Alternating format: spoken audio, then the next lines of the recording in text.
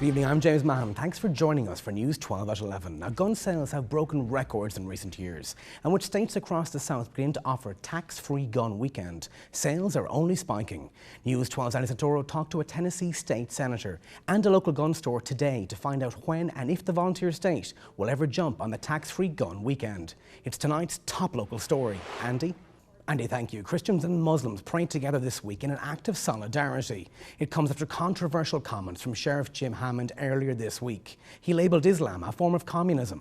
Father Brian Merritt was joined by other church leaders and Chattanooga Police Chief Fred Fletcher for the 30-minute prayer session.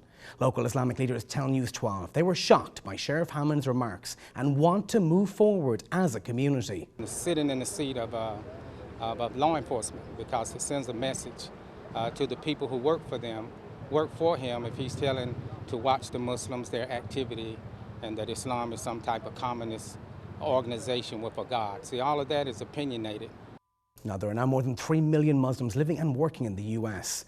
Signal Mountain firefighters started their Labor Day weekend by battling a house fire Friday night caused by cooking on a grill. It happened just before 7:30 at 306 Don Street. Hamilton County EMS reports the house fire renter was grilling outdoors but went inside for just a few minutes. When he got back to the grill, he found flames shooting from the grill up the side of the house. Now, Walden's Ridge Emergency Services, Red Bank Fire Department and Hamilton County Rescue responded to the call for mutual aid. No one was injured.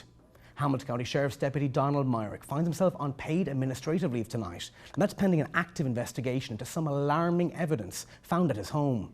In mid-August, the Hamilton County Sheriff's Office learned that a retired canine named Falco was not being taken care of properly while living with Deputy Myrick. The dog has since found a new home, but during a home eviction Wednesday, authorities discovered case information and packages, including an envelope with marijuana, all in Myrick's house. Now, Internal Affairs has now taken over the investigation.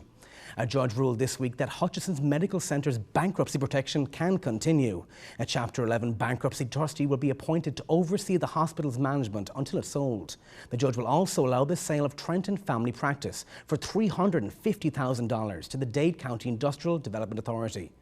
Chattanooga says goodbye to a community leader. My Belle Hurley passed away yesterday at the age of 87. We now have Hurley's funeral arrangements. There will be an hour visitation next Thursday, September the 10th, with a memorial service directly after it at Heritage Funeral Home is taking care of all those arrangements. Hurley was the first woman to be elected to the Chattanooga City Council and is remembered for her dedication to children and the arts. A Chattanooga group aims to teach computer skills at more of our local schools. Tech Goes Home brings IT classes to more than 20 locations across Hamilton County this fall. Tech Goes Home partnered with churches, libraries and non-profits to get our kids more tech savvy.